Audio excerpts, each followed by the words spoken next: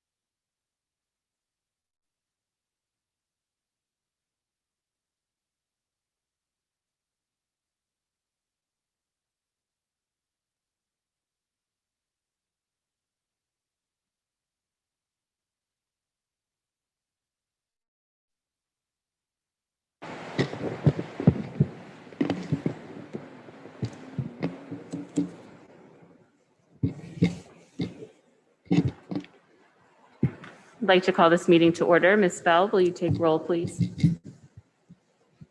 Ms. Fowler, Here. Mr. Lane, Here. Dr. Roberts, Present. Ms. D. Jones,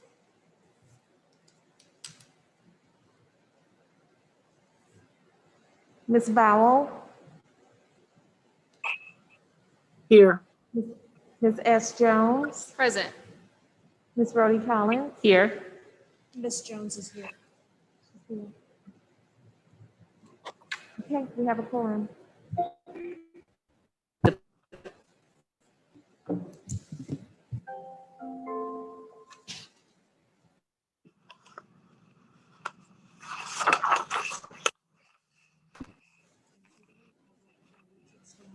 One nation, under God, indivisible, with liberty and justice for all.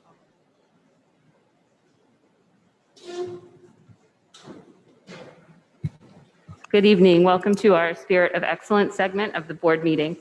At our January meeting, we experienced some technical difficulties, so those listening in on the stream were not able to hear this portion of the meeting. So we wanted to make sure to go back and recognize these individuals. The information shared bears repeating, so tonight we are celebrating this big achievement. For the first time ever, St. Louis Public Schools has received top-tier recognition, gold, on the American Heart Association's 2020 Workplace Health Achievement Index. Organizations that receive this recognition have clearly demonstrated to the American Heart Association that they are creating a culture of health and investing in the health of their workforce. St. Louis Public Schools is the only school district in the state to be included on the index at any level. This achievement would not have been made possible without the hard work and planning of our benefits coordinator, Karen Shelton Henry, the district's former on-site wellness coordinator, Nick Collins of United Healthcare, the SLPS Wellness Committee, and staff throughout the district who embrace the health and wellness initiatives presented to them. Congratulations. The next item on our agenda is approval of minutes. Is there a motion?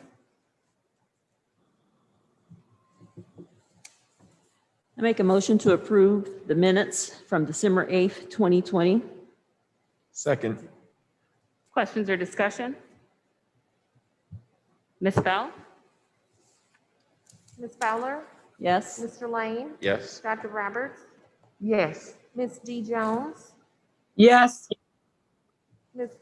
Vowell, Ms. S. Jones, Yes. Ms. Rhodey Collins. Yes. Motion passed.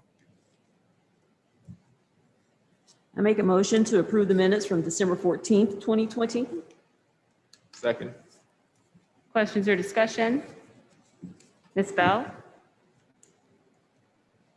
Ms. Fowler, Yes. Mr. Lane, Yes. Dr. Roberts, Yes. Ms. D. Jones, Yeah. Ms. S. Yes. Jones, Ms. S. Jones, Yes. Ms. Rhodey Collins. Yes. Motion passed. I make a motion to approve the minutes from December 15th, 2020. Second. Questions or discussion? Ms. Bell? Ms. Fowler, Yes. Mr. Lane, Yes. Dr. Roberts, Yes. Ms. D. Jones, Abstain. Ms. Vowell, Yes. Ms. S. Jones, Yes. Ms. Rhodey Collins. Yes. Motion passed. So if this meeting were not happening during pandemic times, we would have public comment. So I'll read to our statement about public comment at this time. The Board of Education of the City of St. Louis values the opinions of the St. Louis community. Please be respectful and limit remarks to 3 minutes.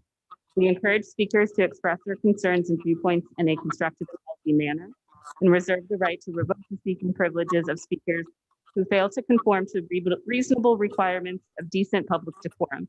Speakers may not relinquish their time to other speakers. The Board of Education is committed to receiving public comment during the COVID-19 pandemic and the corresponding suspension of in-person public Board of Education meetings. As part of this effort, the board is inviting interested members of the public to submit written comments to the following email address prior to the start of the board meeting. That email address is slpsinfo@slps.org. Subject to the requirements that commenters exercise proper decorum in respect for individual student or employee privacy, the Board of Education will assemble the written comments and make them available for review by the public via a link that will be placed on the district website alongside the link for reviewing rebroadcasts of this board meeting. This procedure for submitting public comments will remain in effect until the Board of Education returns to normal in-person public meetings. Dr. Adams. Good afternoon. First and foremost, school boards service can seem like a thankless task, yet board members devote countless hours to making critical decisions that benefit the public school students in our communities throughout the state. To honor board members, Governor Parson has designated the week of February 14th through the 20th, 2021 as Missouri School Board Recognition Week. The goal of this week is to increase awareness and understanding of the crucial function an elected Board of Education plays in the success and advancement of our public schools. I know the board has felt that over the last 2 months, especially with tough decisions having to be made relative to consolidation. So in recognition of the board tonight, the Missouri School Board Association has provided a recognition or a certification for all board members that I'll bring to you. Madison, stop.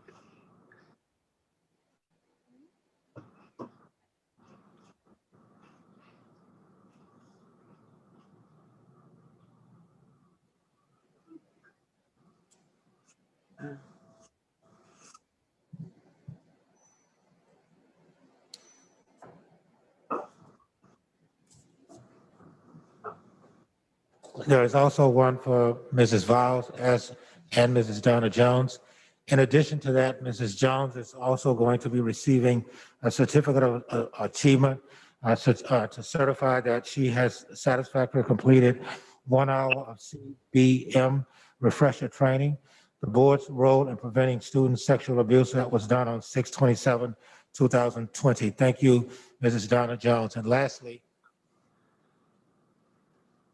I want to congratulate Mrs. Regina Fowler for the 18.5 hours of MSBA CMB essential training, which is a requirement of the Missouri law for new board members.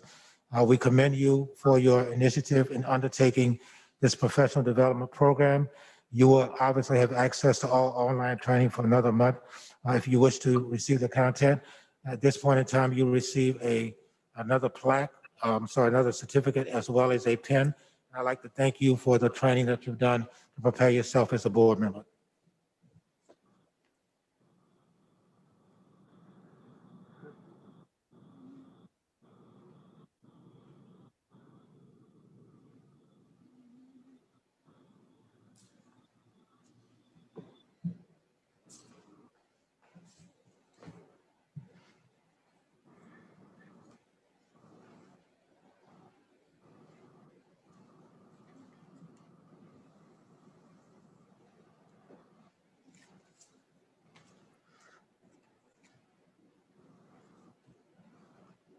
First, I would like to share some calendar reminders for families and staff.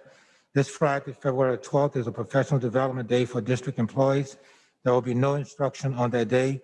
On Monday, February 15th, the district will be closed for the President Day holiday. I want to make the public aware of that. Lastly, some exciting news to report. Bush Middle School has once again been named a Missouri School of Character by Education Plus. You see there the Bobcat on the screen. The recognition is awarded to schools that have achieved a standard of excellence in the area of character development through their exemplary implementation of Character Plus, 11 principles of effective character education, a framework for the whole school improvement. Additionally, 2 district schools of only 4, there are additionally 2 district schools of the only 4 statewide received the designation of honorable mention during the year's evaluation process. Those 2 schools were Nottingham CAJT and AESM Middle School. Congratulations to these schools, their staffs, students and parents and community for their hard work in terms of these recognitions. At this point in time, we have three presentations. The first is a financial presentation that will be done by Mrs. Banks, followed by a calendar update, and then a school consolidation update as well. Ms. Banks.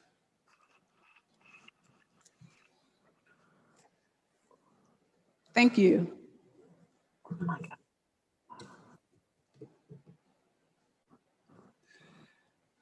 Well, good evening. This is our financial update for the month of January, and we'll be having January year-to-date numbers. Our financial objectives promote academic growth, financial stability, and alignment with Transformation Plan 3.0. Today, we will have a COVID update, a summary review of the January year-to-date revenues and expenditures, and consider our financial outlook.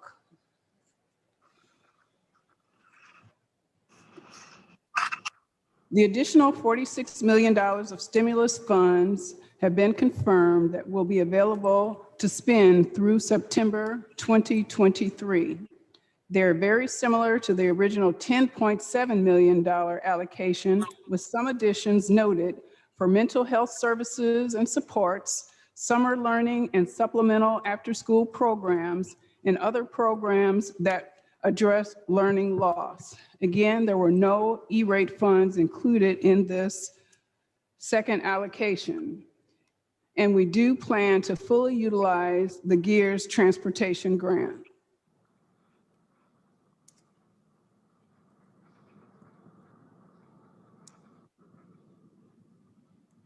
We have spent approximately $5.6 million, or 52% of the original CARES allocation to date. With the confirmed $46 million of additional funds, we will likely complete the allocation of this $10.7 million this year on additional PPE and student support services. The categories and amounts for the PPE and other services are noted and defined on this slide.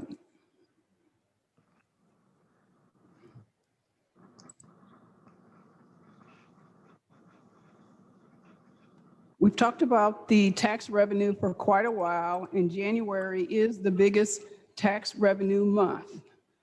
The tax revenues did come in as expected, and we have now received approximately 90% of the projection, which is maybe a little bit above the expectation. However, our desegregation sales tax revenue is a little lower than anticipated, and it seems like it's coming in at about 80 to 85% of projection. Of course, the deseg sales tax revenue is a much smaller percentage of our budget. So those two combined, our sales tax revenue and our property tax revenue will probably offset and will end up where we had projected that we'd be.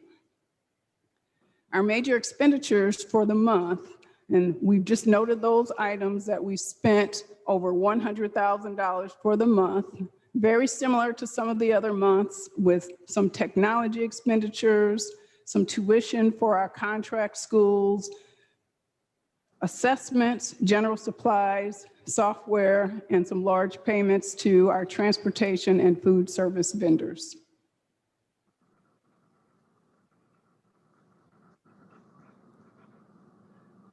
These January results are for all funds. We received approximately $149 million in revenue, as noted in red, for the month of January, and $264 million year to date, or 66% of the revenue budget. Receiving the tax revenues in January certainly puts us in a solid position for the rest of the fiscal year.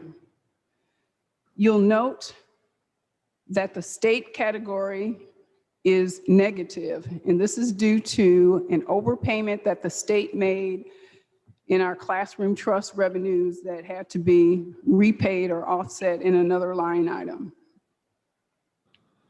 Additional revenues that you'll see are some in the federal category include some comprehensive 21st century after-school programs, adult education, Perkins, and food service.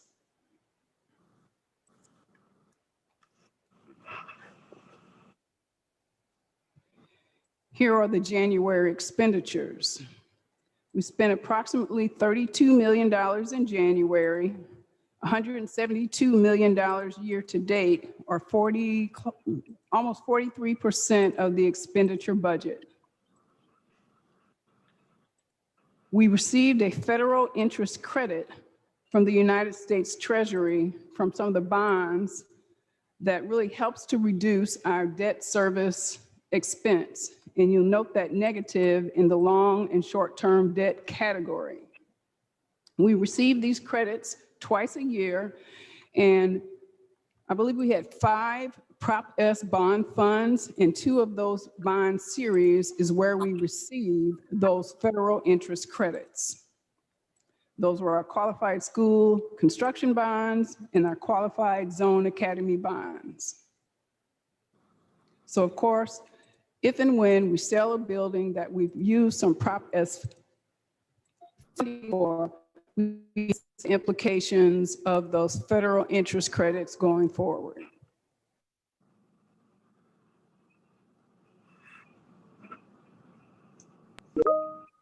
As I mentioned, this year is really considered financially stable with the majority of our tax revenues already received and the additional remaining CARES funds from the original allocation. As we look forward to 2022, we are highly focused on the uncertainties surrounding enrollment and the proposed charter funding legislation, both of which can have a significant impact on our budget. And of course, there will be more planning around the best use of the ESSER II funds and the implementation of the college consolidation plan and the upgrade plans. I'll take any questions that you may have. I just have a couple questions. One, E-rate money is for information technology, right? Could you Is that- repeat that, please? Is the E-rate money for information technology? Yes. Okay, so the second round of federal dollars, COVID dollars, doesn't include E-rate. So will we be able to fulfill our expansion of Wi-Fi without any money allocated to E-rate dollars? Well, I know that there is a time frame when we actually submit those requests to the E-rate funding. And at this point, we have several, over $1 million in E-rate funding that's included in this year's budget, where we will receive some reimbursements for those funds that we spend. And as Ms. Vanoy has spoken to previously, we pay approximately 10% and we receive funding for about 90%. Okay, so we should be able to get done then with the expansion. Yes. Okay, then the other question I have regarding purchase service and long-term, short-term debt, those categories seem to be lower in terms of percent spent. Is that timing, or do we expect some savings in those areas in the expenditures? Well, that category specifically is specifically for our bonds, for the principal and interest payments. And those generally only happen infrequently, I think twice a year. Okay. So generally, we will use all of those funds. Okay. And what about purchase services? Will they all, we're at 27.6% of that category. Is that timing, or will there be savings there? There could possibly be some savings there, although in that category, we generally spend a large percentage at the end of the year. So it is somewhat of a lagging category. Thank you. I have a question, please. Hello? Yes, Ms. Jones, go ahead, we can hear you. Okay, my question is around, you talked about the $49 million that came in January, and you talked about contract schools. I'd like to know how many contract schools do we currently have? And how many students are we currently servicing through those contract schools? So we have 2 vendors that are part of our special needs community. I think the numbers, and I talked to you yesterday. I have it. When I get to the podium, I'll tell you exactly what the number. We currently have 4 contract schools, and the number of students fluctuates somewhat, but we have really reduced the number of students that are in those contract schools when we opened up our therapeutic or Madison school. Again, I'm not aware of the exact number at this point. We do have those numbers, so we can provide those as soon as I get back to my computer. Okay, and I have a question in regards to I want to understand what Zone Academy bonds are.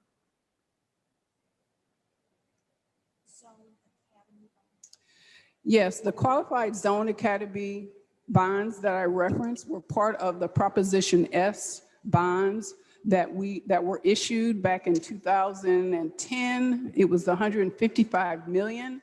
Well, those bonds were made up of several different series of bonds. So the Zone Academy bonds were one of the categories that were eligible for federal interest credit.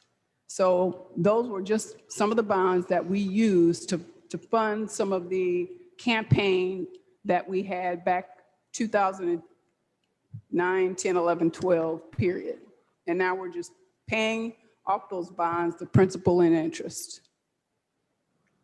And the number of students in the contracted services is 48 students. And how much does it cost us? It cost us $129 a student and $162 a student, depending upon the vendor. So a total of about $291 per student. Okay. All right, thank you.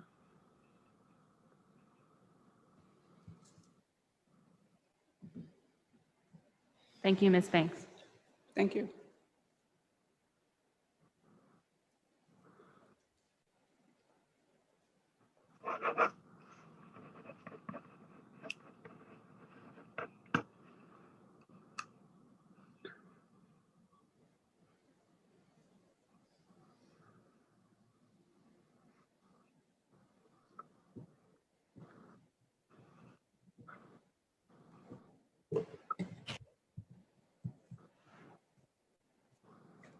At this time, I would like to present to the public and to the board the 2021-22 school year calendar recommendations. As you know, the calendar is presented to the public, and then we will have it posted tomorrow for feedback.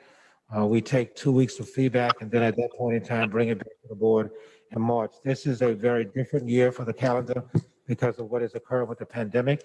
And so this is our best guess in terms of when school is going to start. And I'll kind of talk about that just a little bit. The purpose, as I said before, is to propose key dates for the 2021-22 school calendar to compare the 2021 calendar to the 21-22 calendar and to obtain approval for the calendar, which will be taking place, as I indicated before, at the March board meeting. The start of the school year for 10-month employees will be August the 17th. Last year it was, it was August the 17th this year, although we made some adjustments because of the pandemic. Next year we're looking at August the 9th. Start of the school year, last year we delayed it by 1 week to the 31st because of the pandemic. At this point in time, because of the governor's directives 2 years ago, we cannot start school any earlier than August the 23rd. And so we're looking to start school as early as possible, understanding and knowing that kids have been not in a regular school environment for the last year. The last day of winter break will be January the 2nd compared to January the 3rd this year. The length of the winter break last year was 10 work days, 14 calendar days. That will reduce to 8 work days and 12 calendar days. That's a result of the Christmas Day and the New Year's Day falling later in the week. And as a result, there will be 2 days that kids will be coming to school. And last year, because they fell in the middle of the week, that did not occur. School would resume from winter break on last year it was on the 4th. This year it will be on the 3rd. School resumes from winter break for students on the 4th, as it was last year on the 4th as well. We are counting as January 3rd a records day for employees to do the records because of the time of the calendar, and students coming back on the 4th. The last day for students will be this year, June 3rd, unless we make some adjustments, and that is highly possible. I may be coming back to the board to possibly make some adjustments depending upon what occurs over the next 3 months. But the last day for students will be the 26th, and the last day for employees will be on May the 27th. Looking at other districts, you can see a comparison between Hazelwood, Lindbergh, Normandy has not done theirs yet. Parkway, Pattonville, Ridna, Riverview is not. We were not able to obtain it. Rockwood and SLPS and University City. You can see in all cases those districts are starting on the 23rd. You could see that the winter break for Hazelwood is 12/20. Most of the districts will be 12/23 to 12/31. As ours is as well. Ours goes to the 2nd. Spring break occurs almost, it varies from district to district. Hazelwood is the 28th through the 4th, to 4/1. Lindbergh, the 21st to the 25th, and you can see what the dates are. Ours will be similar to what it was this year, the 21st to the 25th. The end date for most districts will be 6/3. 5/7, you can see on some dates, 5/24 for some others, 6/2, 5/27. The number of school days varies from 171 to 176 as the largest. Ours is 174. A lot of that depends upon the fact that we are trying to get as many days for students as possible. The timeline, October, we begin this process with correspondence from teachers, union members, to be included on the committee. December 2nd, we had 16 persons looking at the calendar. December 10th, the first meeting with leadership in the union to discuss the calendar.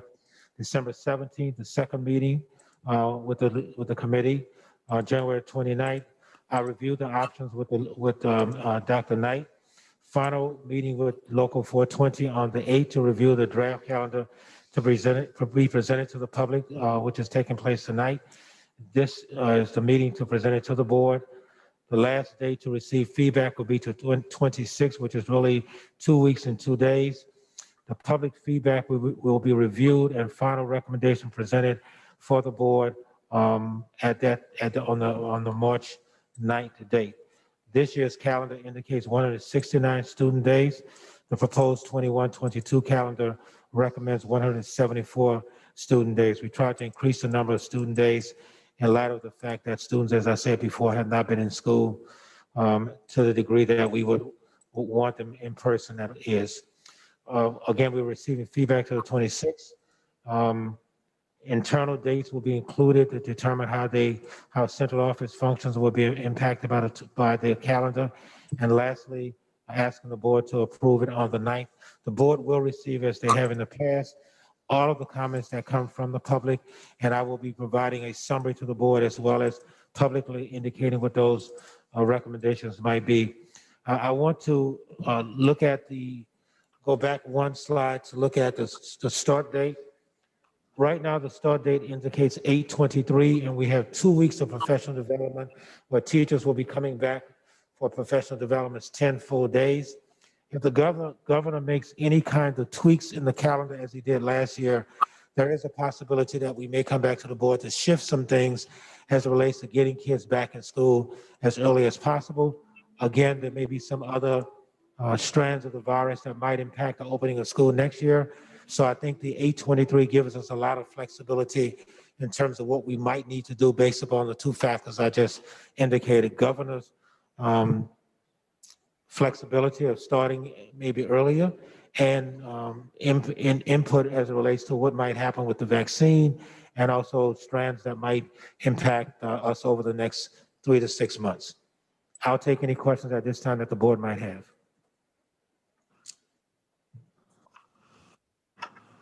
Dr. Adams, if we are able to start earlier, I know you mentioned that right now there's 2 weeks of prep. How do you anticipate that changing, that 2 weeks of prep for teachers? Would it just be shortened or, would it just be shortened or pushed up? We would likely try to incorporate some of those days that we had throughout the rest of the calendar. We will reduce some of the monthly days. Normally, we would have possibly one PD per month.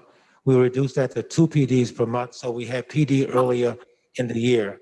And so that is the reason, Mr. Lane, but we will likely go back and look at September possibly adding a PD day, November not doing so, but January possibly adding a PD day.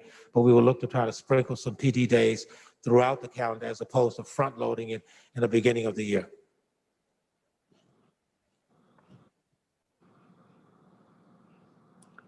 I have a question, please.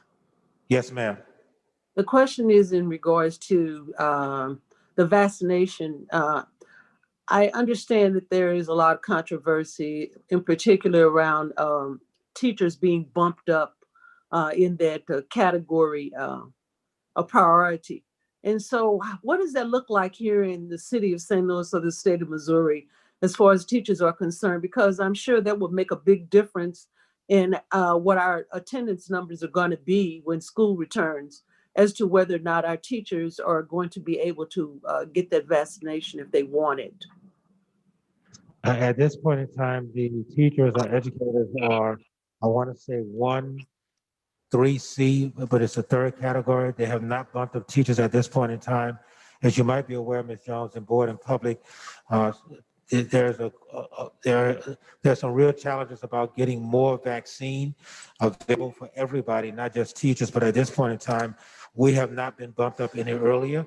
I have no date.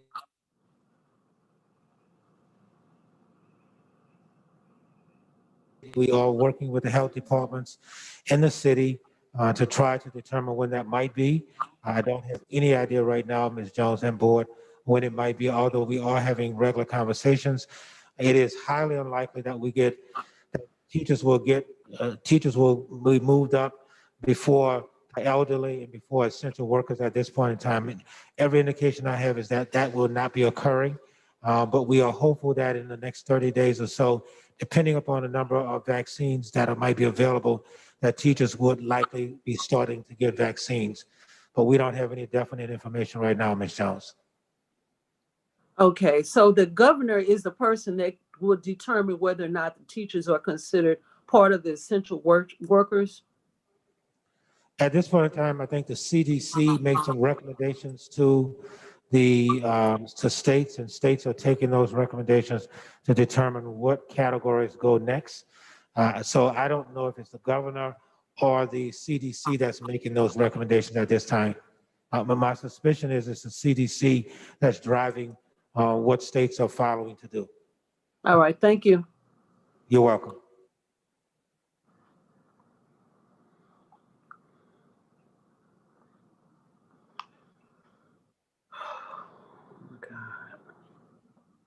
All right. Dr. Adams, I know we have or can you remind me what the required number of school days are? So Is it the 180? state switched from required days to number of hours.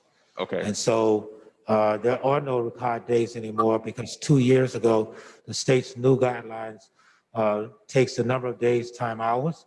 It could be as high as, depending on how many hours you have, 180, could be as low as 160 if you have more time built into your schedule. Okay, and we are at 174 days. And in terms of hours, I'll let you know in 1 second. Is it 1,122.3? That's the one I'm looking at? Okay. Yes, Yeah. 1,122.3. And the requirement again is? 1,044. So we have more hours than we are using right now. Okay, clearly I'm going somewhere with this. Well, I wanted to talk about two things, and maybe this is a conversation for a later time, but since we are talking about calendar, I didn't want to bring it up to the board.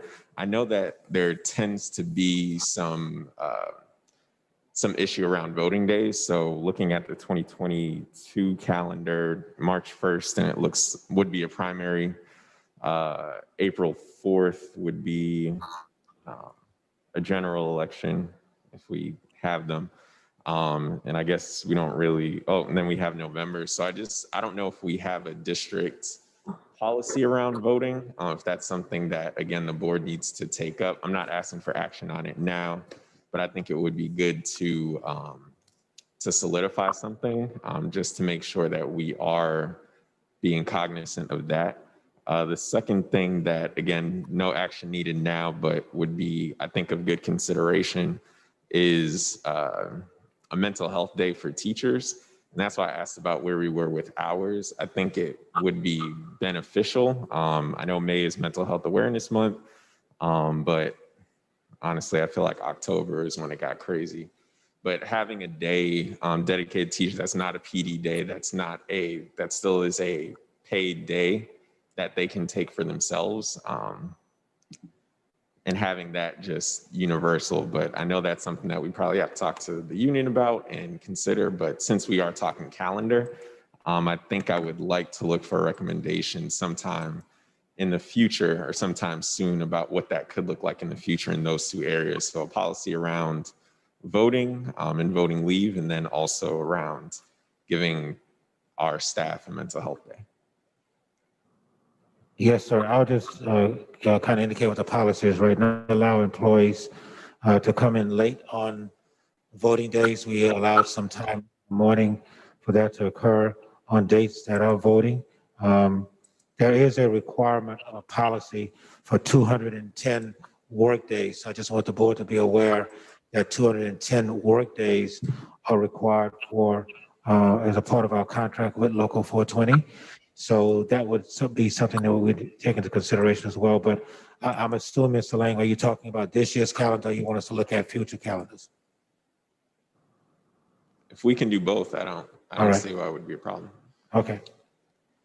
I'll come back And with. so I see the hours are 11:23. I don't see the number of days on this calendar.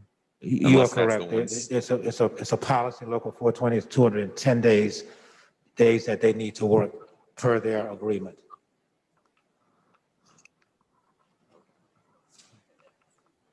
Yeah, the hours are over to the right on the side. All right, thank you. You're welcome. Dr. have- Adams, follow up with what Adam said. Has the district done away with personal days for staff?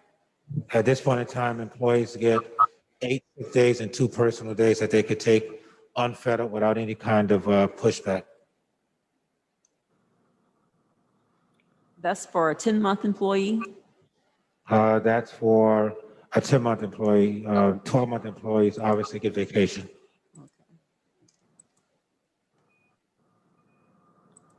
I have a And question. they also get the 8 days and the 2 days as well. I'd like to ask a question, please. Yes, ma'am, Ms. Jones. I'd like to concur with everything that my other board members have been talking about in regards to mental health days for our teachers, but as well as our students. But I'm hoping that the professional development or there's some kind of way you can bring people in to help the staff acclimate back into the classroom, because we've almost been through almost like a war. And we're going to have teachers to come in who are highly stressed, as well as our student body. And I'm just thinking that a lot of people within the district are going to need some mental health assistance because we've all been through a lot. And that seems just like not enough days to kind of get back into it. I understand that the requirements from the state, but I'm really hoping that you and your staff can be really creative in helping the staff and the students receive that mental health relief that they might need. Yes, ma'am, Ms. Jones. That is something that is why we're putting 10 days in the front.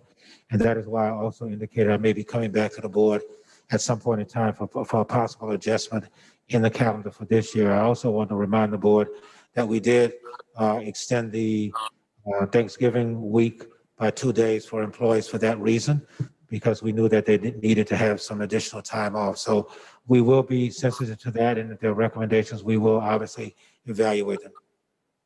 But I think your point is well taken. Thank you. Can you just share briefly about how the public will be able to provide feedback?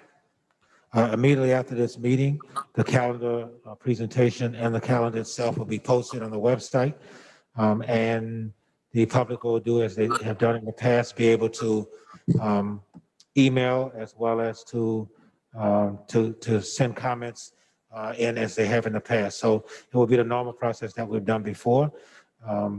But they will have the opportunity to do what they're doing now for the board meeting, giving public comments.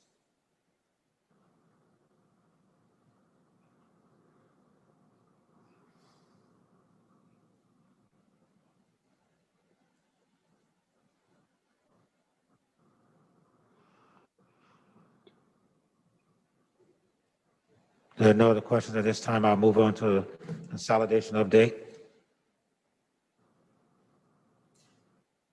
I do want to indicate you received an electronic copy of the presentation. It has been updated a little bit with several slides added. I will email it to the board tonight. I made some updates after talking to a couple of board members about some changes as late as yesterday, and so I apologize for not including those, but I will spend some time on those slides and obviously send you a copy of it tonight. First of all, there were areas that I wanted to address. A recommendation was made that we would have some additional resources as a result of the consolidation plan. And so I want to kind of give the board an update around that and where we are in certain areas. From student recruiting, there were about 1,060 students who are being impacted by the school consolidation. We have made calls to about 62% of those. We've left messages with about 38%, and we're still following up. When this presentation was done as of last week, when you received it, the commitments made were about 40%. That number is about 50% today. About 22% are undecided at this point in time, that we're still working with families to determine where they want to go. What we're hearing is that we need more time. We need more information, those kinds of things. And also they're working out their own issues in their own lives in terms of what they want to do. So we do have data that indicates where kids are going and that kind of stuff. I can provide that to the board at another time or email it to the board as well in terms of what selections have been made. The second one is increase our school budget. And I can stop if the board wants me to stop at any point in time and take any questions, as opposed to waiting till the end, if that's okay, Madam President. Increase school budgets. Budgets are increasing by about 15%. And this is just a summary of some schools to show you what the allocation amounts might be as a result of the budget. All of this depends upon their student enrollment as the driver, the FY21 budget allocation, which is about 15% increase, and then the FY22 budgets. You can see that the numbers go from about $5,000 to $10,000 per school, depending upon the number of students in the school. And the factors that we use is about 15% is what the amount turns out to be. But every school will get an increase. That's anywhere between $500 and $600 additional dollars that are going to schools, in addition to the other things that I'll be talking about a little bit later. Student support services. This simply lets you know that from a counselor level, we have enough counselors to support what we want to do. We have enough nurses to support what we want to do in terms of nurses for buildings. You can see the breakdown.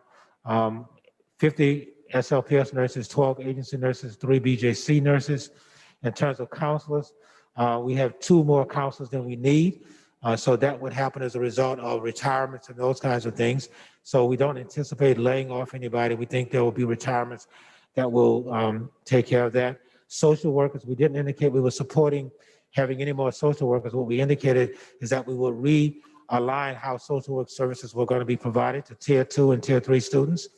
Security, we will need to hire 15 additional security staff, and we're working aggressively to do that. Family community specialists, we have,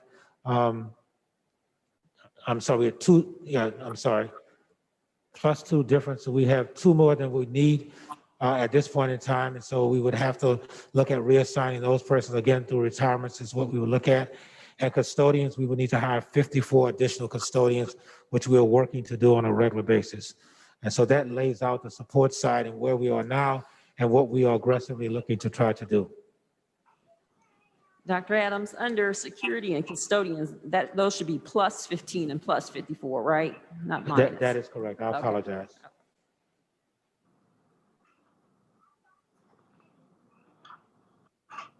Thank you for the correction.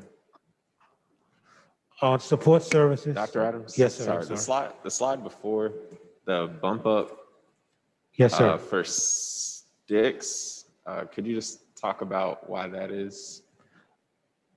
Because Is it the formula before for sticks was that the pre-K number was like $115. We are making it all, I want to say 144. And so they went from like 130, everybody else was getting 130 to 144. Theirs was 115 because the majority of their students are pre-K. So that's why their numbers jumped so high, because we decided to do everybody, whether they're pre-K, first, second, or third, the same amount. So that is why their numbers jumped high. Thank you for noticing that. That's exactly what for Sticks and Wilkerson, their numbers are going to go much higher because we not only raised it by 15%, but we bumped it up a little bit higher for the pre-K number. For the for the core elective courses, you can see what the variances are between electives from 236 to 239. You would say that there's not much difference, but you can see in green the schools that did go up by electives. It didn't change much for some schools because some of those schools are themed schools and they have a specific curriculum that doesn't align to the electives that were coming from the other schools.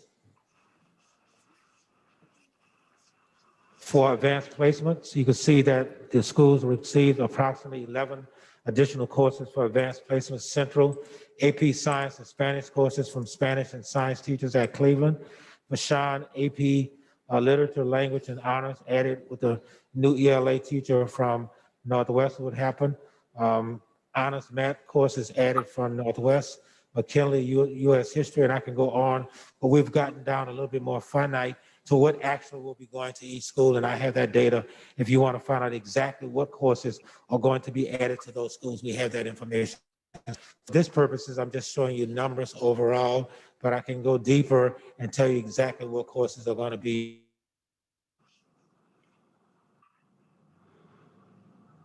The increase of additional elective courses.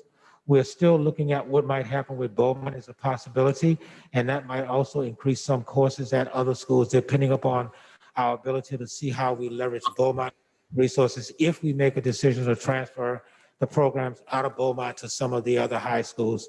At this point in time, that decision has not been made. We're assessing exactly right now our ability to move it if we can move some of the equipment and resources from Beaumont to other schools at this point in time. But you can see an increase in green for the career tech education courses from schools that are looking to close. The next slide is on reading teachers, and this is where I added some more information. You can see what the primary focus is here in terms of the roles and responsibilities of the reading teachers, and I won't read all of it to you. You received a copy of this prior to this meeting, but you can see what the intent is here. What has been added is this information after talking to a couple of board members.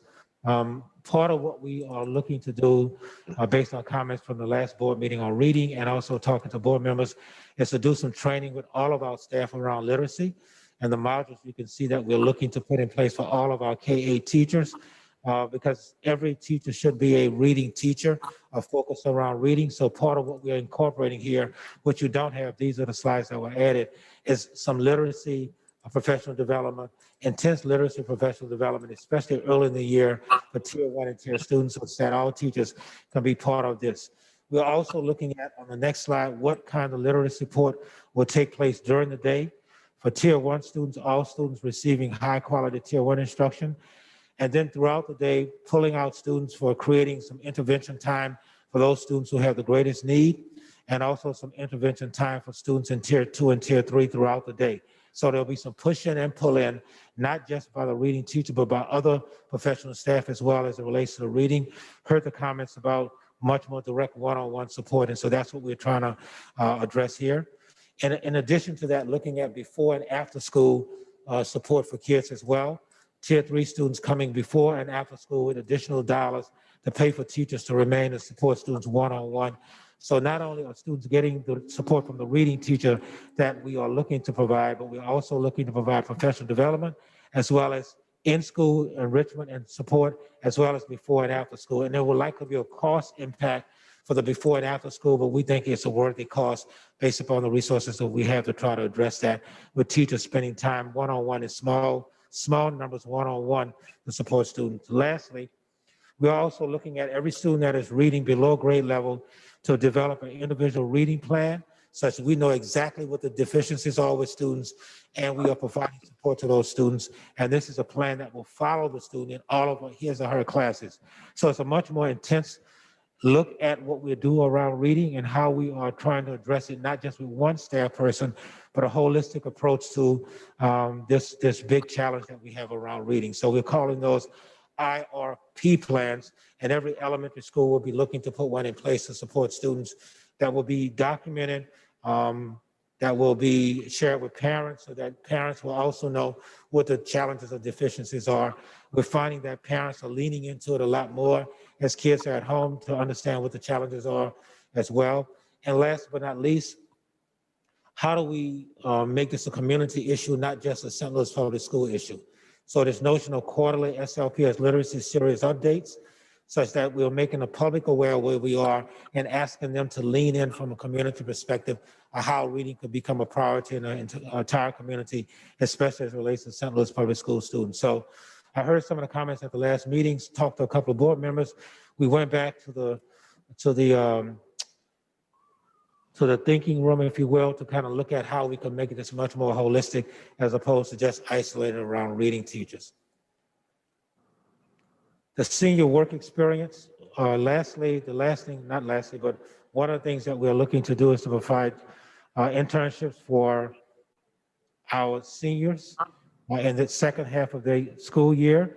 We're thinking February, March, and April students will be outside of the building on internships, paid internships, while we cover the cost of the internships, or outside entities cover the cost of internships, because we can't pay them, and take care of transportation.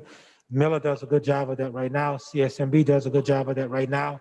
Gateway does a good job of that right now, but we're looking to do it with all of our high schools. Obviously, every student will not be able to benefit from this, because if they need a full class load and have to be in school every day, they will not have the opportunity to benefit. Looking at our data, we think the numbers are around 750 students, anywhere from 500 to 750 students will be able to benefit in this experience, but they will also get some training prior to. So they will gain valuable career exposures and also maintain paid employment beyond the insurance. Internships is one of the possibilities. And the board has seen this before, but I just want to do a little deeper dive. I talk about on this page the number of students that we're talking about. So 700, anywhere from 500, 700 to 1,000 SLPs will be eligible. I think the number is, quite frankly, 500 to 700, not 700 to 1,000. Students in the CTE pathway, students in the business employment classes, some of the schools I talked about already, seniors who are on track for credit, and seniors who also have an interest in this opportunity. We are working on an RFP for outside entity to support us in this area for a number of different reasons, but mainly because we also need to teach students the soft skills that need to be done. So in the fall of next year, students, you can see, will be part of a program to teach them the soft skills, to work on their schedules such that we can release them to do that. But this gives you a quasi timeline. We're a little bit behind in terms of the RFP. It should be completed by the end of this week, and the RFP will go out next week for partners to work with us. We are looking to hire an interim coordinator for this work experience. Students are going to be working on contracts in the summer. Again, as I said before, the fall, we want to make sure that schedules can allow them the ability to do this. And obviously the experience will take place between February and April, with students getting prepared to graduate in May. Dr. Addison, I have a question in regards to that. Yes, ma'am. So over the years, I've had the experience of, as a parent, of having my children involved in the work study program that you're speaking of. So is this something new? Because I remember we had a internship program where the kids would leave in their senior year and go work and then come back to school, that kind of thing, and they were paid. So is this a new agency or organization that's going to be taking over from like the St. Louis internship program? And there was another program, I don't recall the name, but I remember helping my children go participate in this program. So what's new about it now? Sorry. In the past, Ms. Jones, it was geared towards schools like CSMB, well, which is brand new, Gateway and Miller, because they have a CTE pathway. We're not just talking about a CTE pathway. We're talking about any senior having the ability to do this outside of the CTE pathway. Right now, it looks like about 200 to 250 students are participating in the kind of experience. In addition to that, the students don't get paid right now. At least for Miller, they don't. For CSMB, they don't get paid. And from Gateway, they don't get paid. The internship program that you're probably talking about was a little bit different because those students actually had jobs there. And those persons were, and Beaumont was the place that it was coming out of, at least one of the schools it was coming out of. But the vendor, meaning the employer, paid them for this experience. This is one that we are looking to find dollars to pay them and hold them to a different kind of standard regarding it. So you are correct. This is not brand new. It has happened before. It was at a smaller scale with selected schools. We're looking at all of the high school students having the option to do this. This does not happen at some of our traditional normal high schools in any great way, but only those selected magnet schools were being benefiting from this, and only if you were in a CTE, a supervised business employment class, similar to what you see on slide 15. So we're talking about expanding it much larger than what it was before, and also providing a lot of soft training, if you will, in the beginning, in the fall semester, than it happened before. So it's not brand new, but it's expanded such that we can look at a larger number of students participating at schools that are not traditionally participating like the normal, like our neighborhood schools. Well, Dr. Adams, I remember we had a conversation last year with the St. Louis Public School Foundation in regards to college and career readiness. And on my concern that I was asking them about training at least a couple of years before graduation, because a lot of our students they might not want to go to college, that kind of thing. And if you start earlier, just say when they're in their junior year, if they want to go into carpentry or become an electrician or whatever the case might be, then they would give them that opportunity. But if we're just going to wait until their senior year, the last portion of their senior year, that would kind of knock a lot of our students out. So, I mean, I'm interested in seeing our students that might not have the resources to go to a college to take advantage of their junior and senior year, getting a skill set before they leave St. Louis Public School. So where does that fall in? So the CTE experience that you're talking about still takes place. The challenge, Ms. Jones, is the students have to have a certain number of Carnegie credits such that they can be on track to graduate. And that's the real challenge around the junior year, releasing students out to do that kind of stuff. Normally it happens in the senior year, whether it's at this school, Miller, where we are now, whether it's at CSMB or Gateway. In all cases right now, it's aligned to their senior year because they have to have enough credits by January to be able to participate in these courses. We are still doing the CTE training. It's just that the idea of them leaving in their junior year for any kind of work, quote unquote, experience doesn't give them an opportunity to have enough credits to graduate. In addition to that, their ages may also be impacted, meaning if they're 16 or 15 years old, which is the age of many of our juniors, then they would not be, quote unquote, allowed to be in the workplace as they are right now. I do understand.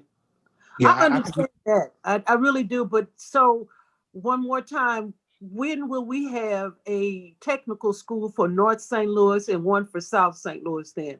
Because a lot of the students they really don't want to just go, and they want to go to a technical high school. And I know Gateway has a lot of skill sets and Miller and that kind of thing, but I mean, I don't know. I just see that we're missing a lot of students that would come and join St. Louis Public School if we had the technical school in North St. Louis and in South St. Louis. And we weren't waiting. Yeah, I think, Ms. Jones, that would require likely a bond for the public to support such an effort. I'm not against it at all. I think it is a great idea. I think it's just going to be costly, and the board would have to make some decision that they want to convert, I would think, convert one of our high schools or create a new high school that would do that exclusively. As you know, the North Tech facility is well resourced, meaning there's a lot of money that's been put into that facility, and it is state of the art. So just to build it and keep it up takes a great deal of resources, and I think there's some targeted dollars for that purpose. So I am not against at all entertaining the conversation with the board about some targeted bond for that to take place. I really hope that happens, because our students deserve that, because it seems like there's just a particular school, just like a school over in Central West End, they get more funding. It depends upon who and where you are, if you're going to get that. So I'm really hoping that our North St. Louis schools and South St. Louis schools get that opportunity to flourish in that manner. Thank you, Dr. Adams. You're welcome. Dr. Adams, 2 questions. One, is this opportunity paid? And then 2, have we cultivated partners both for the training and development of the students and also just housing students in these jobs? I'm sorry, I missed the first part. You said, is this paid? All right. The intent is that it is paid from February through April. Yes, that is correct. Secondly, we have started some conversations with the business community, Ms. Elaine. We don't have commitments right now. We are putting out an RFP, and that will be the purpose of the coordinator and the vendor that we're looking to hire to assist us in terms of securing those kinds of opportunities, and quite frankly, setting up a system where we could monitor and mentor kids in those environments. So we have a long way to go. It's an idea right now that we are working feverishly on, and we have approximately a year from now, we are hoping to put this in place. That's why we didn't try to do anything this year. But yes, we are working on everything as relates to this, and obviously the coordinator will come before the board in closed session like they always do for personnel matters, and the RFP, once it's let out and approved, the board will be approving whoever that vendor might be. So there's ample time for the board to lean into any kind of concerns they have around those 2 things. Thank you. The last item is the virtual school, and again, I won't spend a lot of time here other than to say that we are contemplating a K-8 virtual school. I'm not going to read through all of this. This is a lot.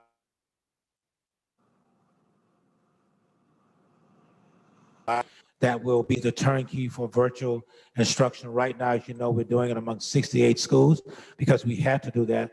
But the intent would be if a kid is at XYZ school and they want virtual instruction, instead of that happening in an elementary setting, it would be at one isolated school that's doing that.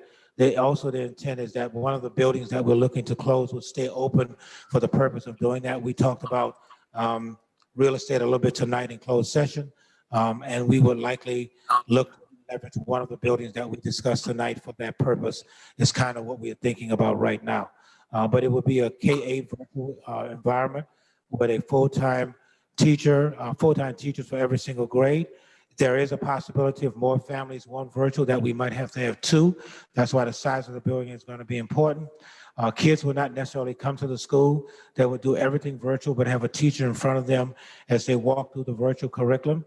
I also put on page 19 some of what that curriculum would look like, and this is just some ideas that we're looking at that might be in place, what a schedule might look like right now for synchronous and asynchronous instruction. And lastly, what the high school program would be. And for the high school program, we would intend for the students to be taking courses virtually from any one of our schools to make up their schedule as opposed to one isolated school as it is right now, as it would be for K-8. The last thing I added here was the notion of including a planning committee to work with us on this. Again, this was a recommendation, suggestion. And so we will be looking at our PAC committee, some university partners over the next 3 or 4 months as we put this together and not do it in isolation as we have been doing before.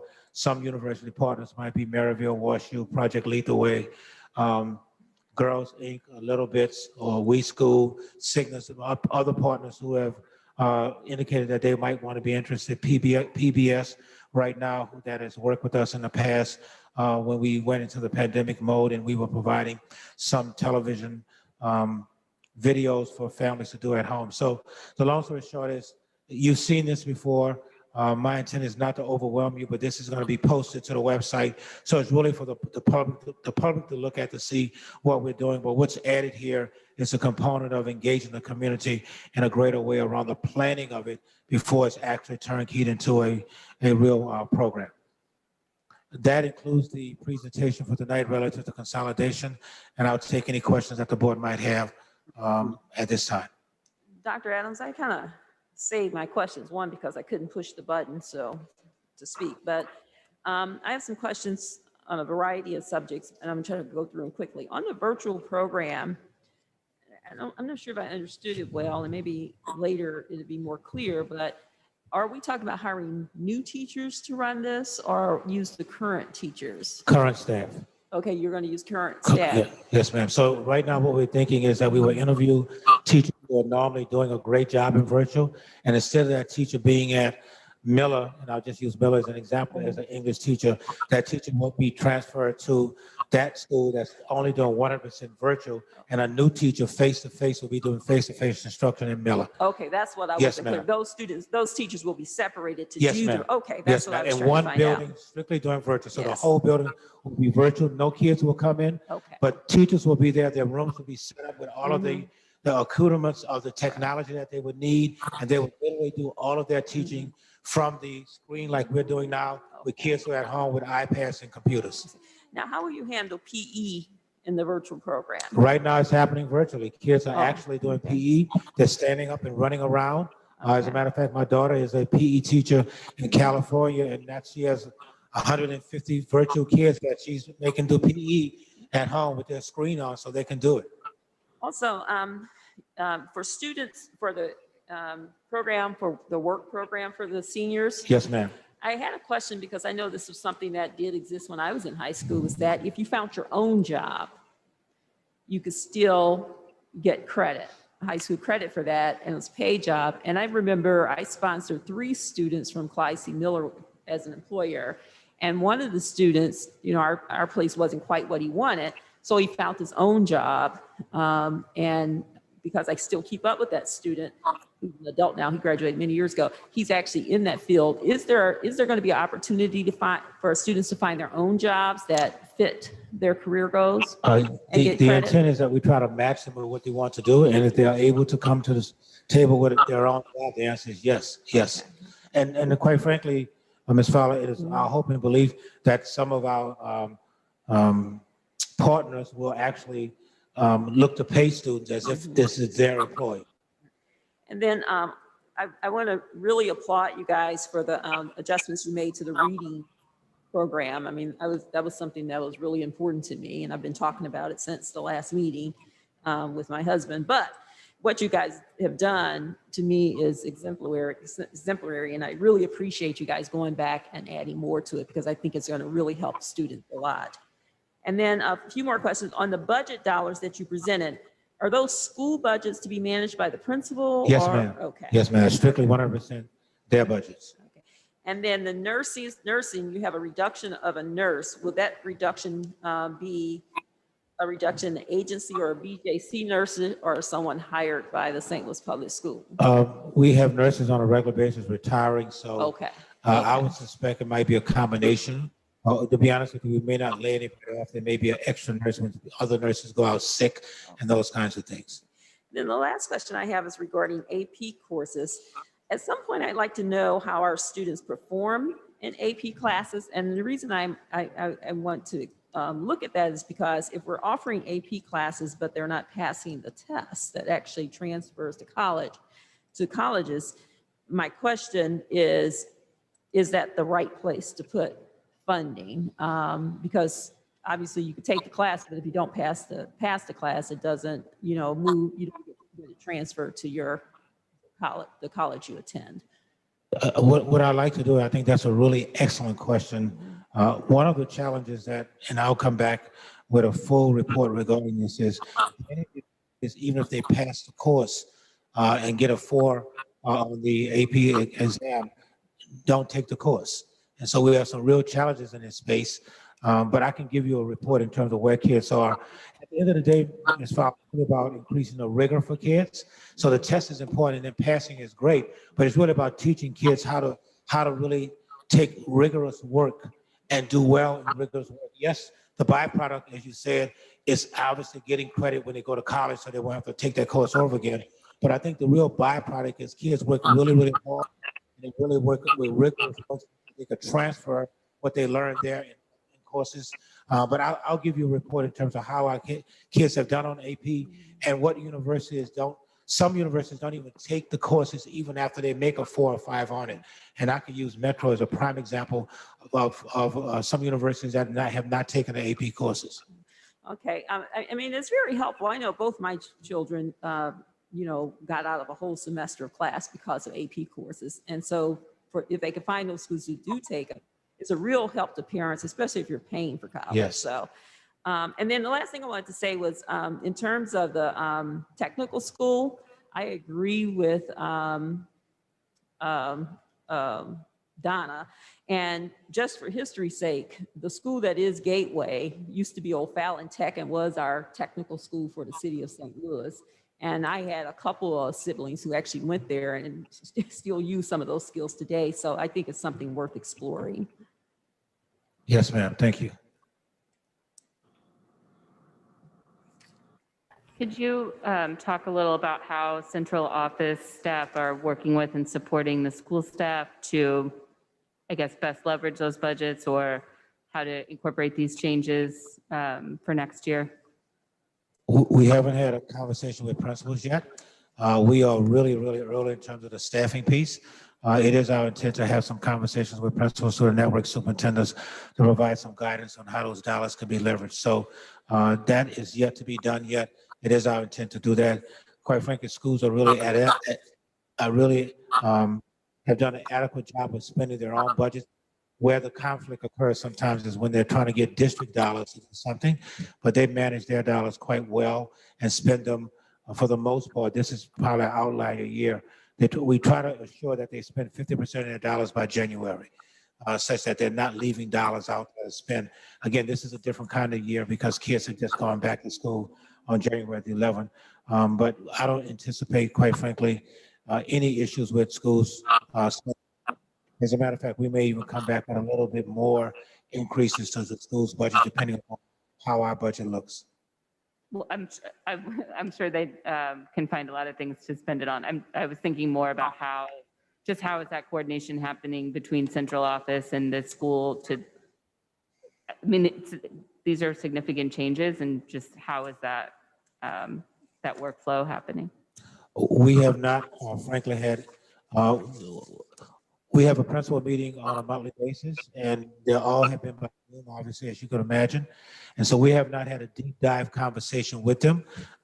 We will likely be doing that. We were waiting for the school consolidation decision to be made, but we will be meeting with principals, not but the following week, to walk through all of the things that I just kind of talked about, but we just haven't had the chance to do that. We are all also contemplating small in-person group meetings like what we have now with no more than 10 principals to let them ask the kind of deep questions that they need to ask.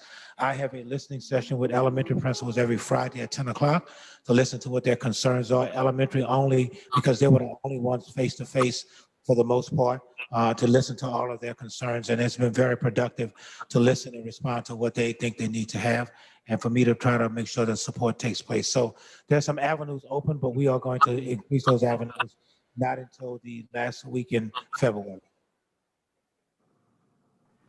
This is Natalie. I had a follow-up on what Regina was asking.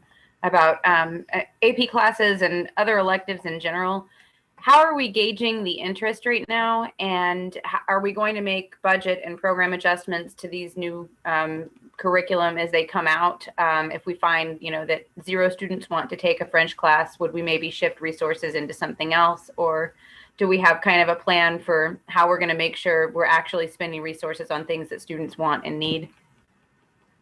So, high school students have the ability to select their courses for the next year. Obviously, we haven't done that right now, but these will be courses added to their selection sheet. So we'll know before we go home for the summer if there are 0 students wanting to take French, and then we can pivot moving that particular teacher somewhere else. So we will have the ability, because at the high school level, they do select the courses. They meet with their counselors. Obviously that's going to have to be by Zoom to determine what courses they want to take next year. And if there are not enough numbers in a particular course, we'll look to move that course somewhere else. So then in that case, it would be replaced with something else later that students could then partake in? Yes, ma'am. It all depends on what they want to take. And if we have the certified staff to do so. So we'll be making some tweaks to try to see what they want. But we have also talked to principals, and it seems to be at this point in time, these are electives that they believe that their kids will want. So we didn't haphazardly move these things to these places. We did meet with principals. The network superintendents did on a regular basis to kind of ask them what they thought they wanted based upon what they have historically had requests for from schools over the last few years. Got it. So it sounds like we do have some leeway to make sure everybody has what they need and really actually tailor curriculum to the students. So that was my concern. Thank you for answering that. Yes, ma'am. Dr. Adams, I know we have transition specialists or transition team for the schools that have closed consolidated. Is it possible to get some qualitative feedback from them on what they're hearing from families, what they think is going well, what have been challenges, what have been factoring into families' decisions, and the choices that they're making? And I want to also say I don't want it to be something where, especially for the families, that they're hounded for this information. And I'm using that term loosely, but not that, because they have a lot of stuff to do right now. And decisions to make, but just as they've been supporting families, just to hear just what is top of mind for them and has been key in how they've been supporting this transition, I think would just be beneficial for this board to know and this district to know. Yes, sir. I receive a report once a week. I can share that report with you. I had this conversation with Dr. Roberts. We had a similar conversation, and I could give you the devil in the details in terms of how many kids are going to Magnet, how many kids are staying in the district, how many kids are leaving, and the feedback they're getting from families. But I have a full report that I could give you by school and an overall number as well that I could share with you, Mr. Lang, as early as tomorrow. And I'll share it with the entire board. I just didn't want to put it in a public arena in this meeting, but I will gladly share that with the board of the 1,060 kids. I do have a report. Thank you. I have a question, please. Yes, Hello? ma'am. Yes, ma'am. I would like to know, when do we survey our students, or when do the counselors have the conversation about what a student might want to, what kind of career or where they might want to go when they enter into high school? What do they want to do? Because I don't recall getting a lot of services during the time that my children were in school to ask them what would they like to be when they, entered high school. When does that happen? We normally do an A grade inventory. It's called a interest inventory in A grade. And then in 9th, 10th, 11th, 12th, the counselors meet with them about the courses they're going to take the next year. Frankly and honestly, at the high school level, the numbers were limited. They take a certain number of courses based upon what was offered. The electives and the CTE will give them a greater opportunity to do that. I can't tell you if that happened last year because of the pandemic. I'm almost positive it didn't happen. And I don't know how we're going to manage that this year, Mrs. Jones. But traditionally, we do an A grade survey or inventory for kids, and then we The councils meet with 9th, 10th, and 11th grade students to determine what their course requests are going to be in the spring semester. I'll give you an update after this meeting from Dr. Bender and Dr. Knight to give me the intel in terms of what we've done last year and what we're going to be doing this year as it relates to that. But I know in the past, pre the pandemic, that's what we did. I just don't know what we did last year, and I don't know what we're planning this year to try to get to every kid based upon the fact that they are only 25 to 30% of students in schools right now. I'm not sure, but it seems like, was Dr. John Wyndham in charge of bringing in Career Day, or I'm not sure who was in charge at that time, but they brought in lots of different people that the students could observe and talk to about various careers they might become interested in. So how would that happen, especially during a pandemic or what have you? It is, if it's happening at all, Ms. Jones, it's happening virtually. I honestly I'll have to get back with you on that as well. I know there were career days. At the high school level, I know they were doing, getting 9th graders to try to select magnet schools by doing a virtual one.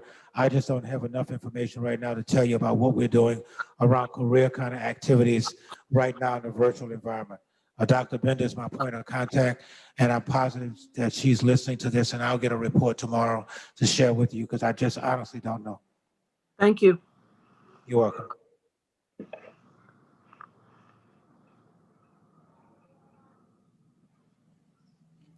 If no other questions at this point in time, thank you.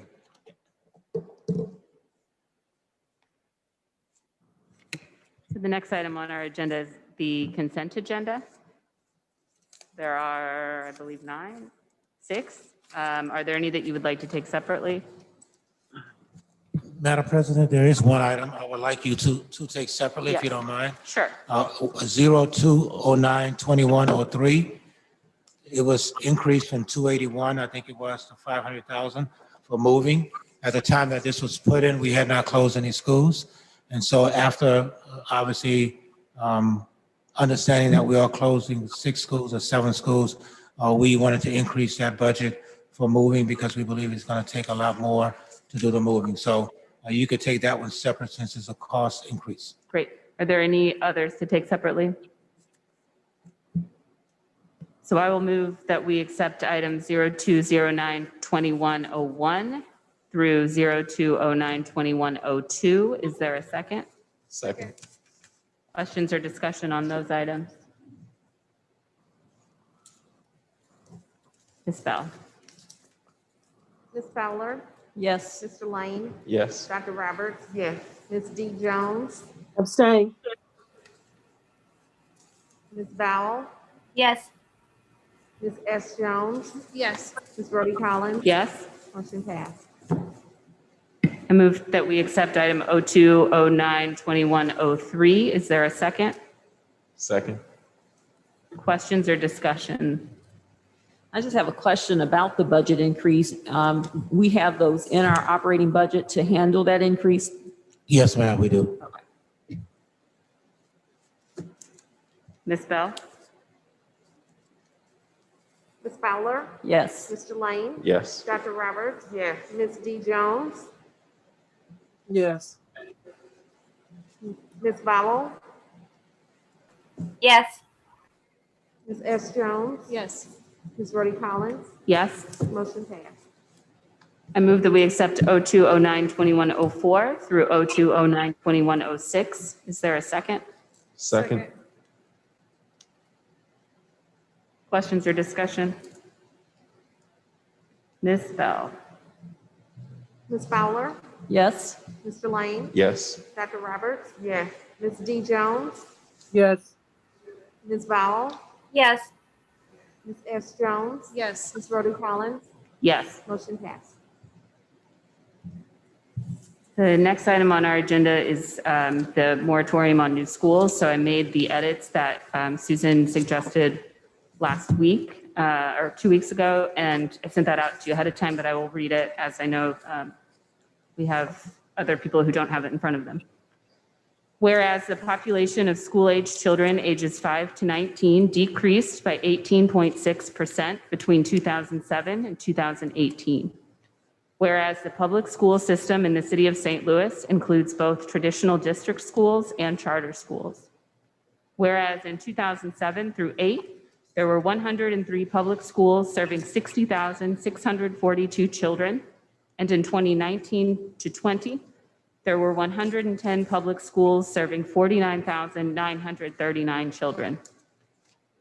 Whereas the local, state, and federal support for school choice programs continues to create a system of schools and programs that fight over a declining population of children. Whereas St. Louis Public Schools has closed schools and continues to face the challenge of future school closures in order to best serve the current student population. Whereas the city of St. Louis needs a citywide plan for education to ensure the public school system provides a quality education for all kids all the time. Now therefore be it resolved that the Board of Education of the city of St. Louis supports a moratorium on new school openings in the city of St. Louis until a comprehensive citywide plan for education is developed.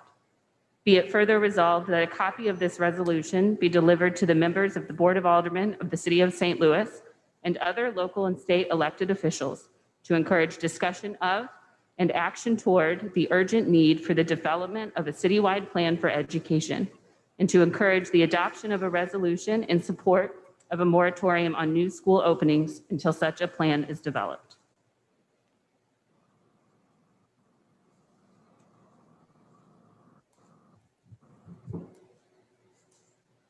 Comments or questions?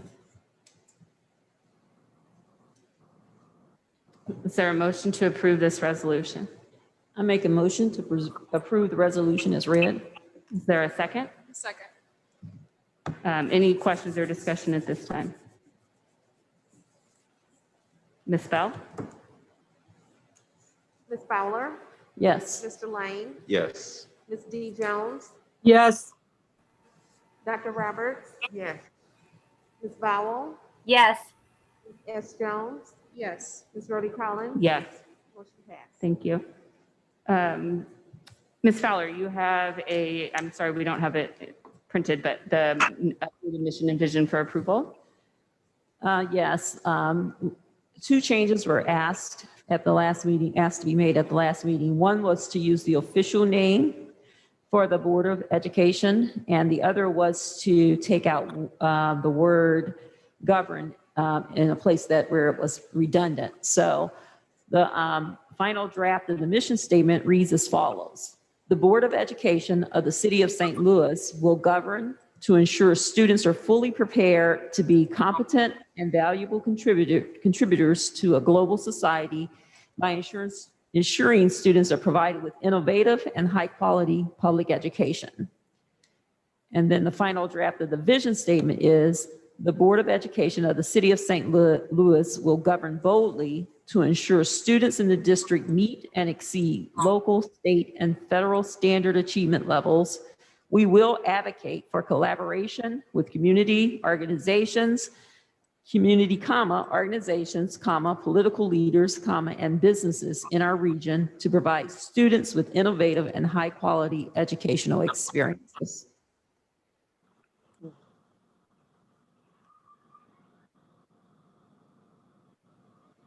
So I think ideally we would have a motion for the mission statement and then a motion to accept the vision. So we'll do them as two separate votes, I think makes sense here. Is there a motion? I move that we accept the mission statement as read. Is there a second? Second. Are there questions or discussion on the mission statement? So I will share, I will be abstaining from the vote on each of these for the same reason, which is I think it is dangerous for the board to have a different mission and vision than the district does.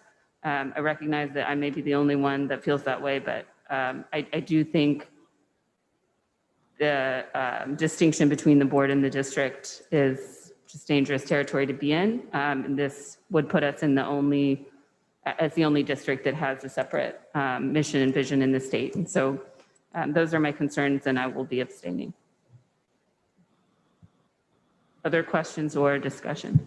Regina, or anybody that worked on this document, would you speak to why this document why this should be enforced in our board? Well, really, it was a discussion that you guys were having before I came on the board. So I think in my first meeting that this discussion was had.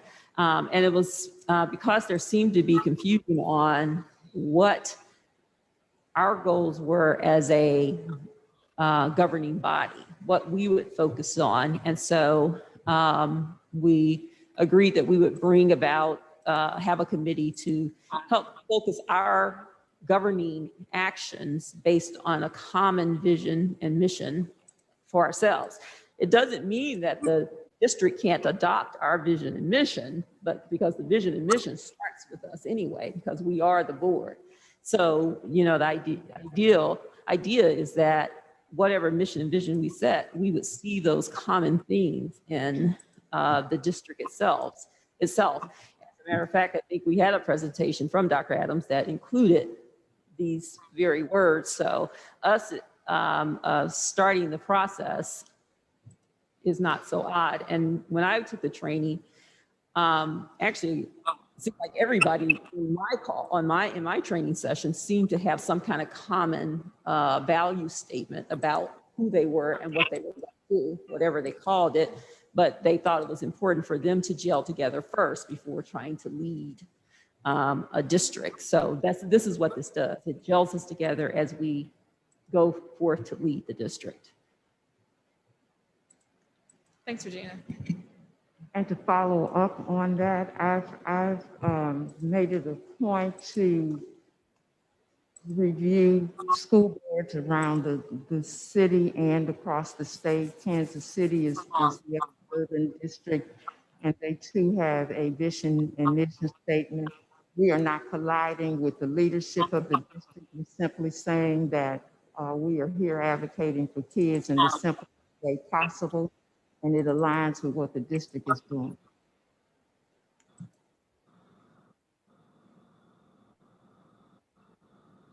Yeah, I would add that and I know I've said this before, but I'll reiterate. I think the mission and vision for the board is just how we see ourselves showing up to do this work.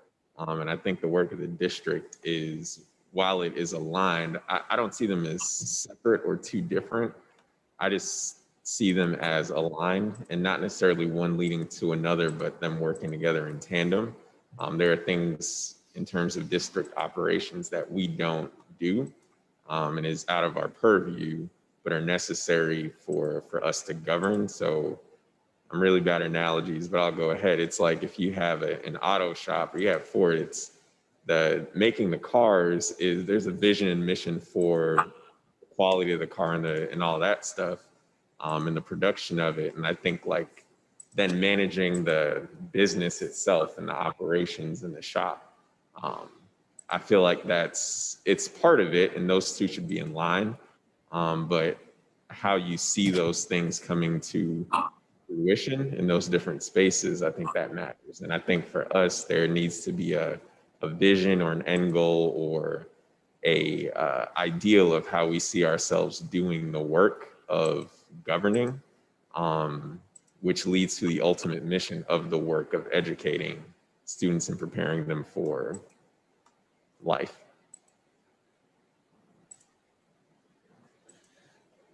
Thank you, everybody, for your comments on moving this document forward. I think I agree with both sides. Dorothy, I understand your side, and team, I thank you for the time that you put in, and I understand what you're saying. But one thing I want to make sure that we are keeping first is having more productive conversations around our children and less conversation using this time like for professional development or just like personal things for like board members. So while these documents are great to have, you know, we've had a code of ethics and other documents in the past, and actually utilized it on our board. They've just kind of stayed there. So I'd be interested in knowing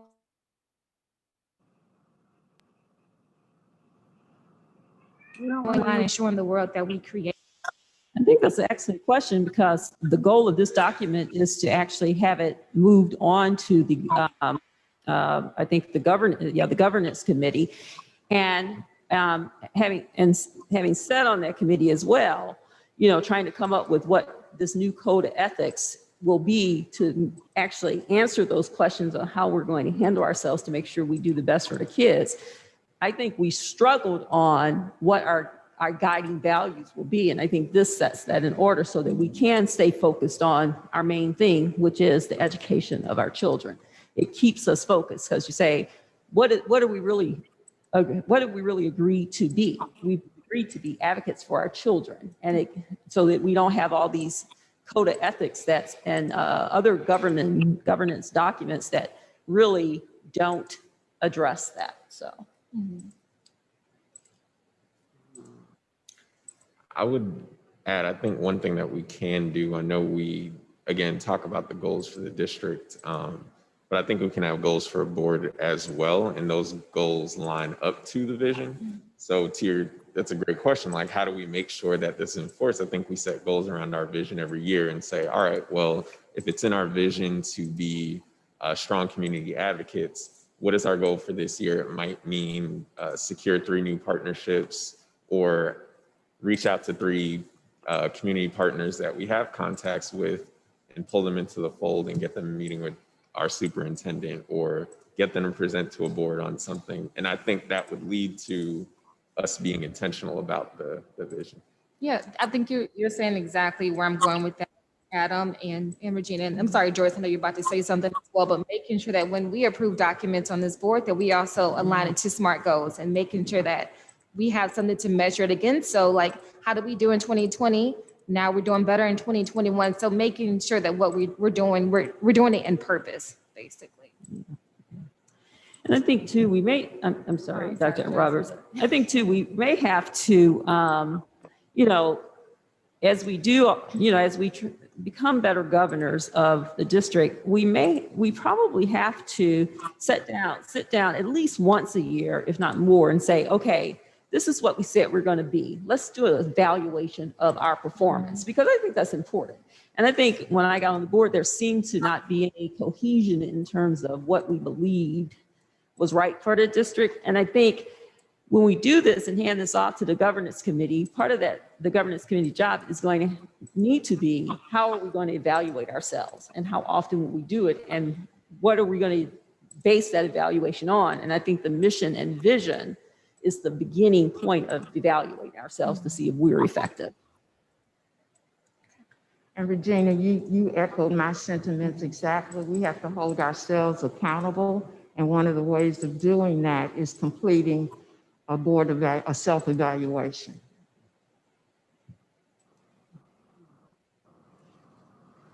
Further comments or discussion? Ms. Bell?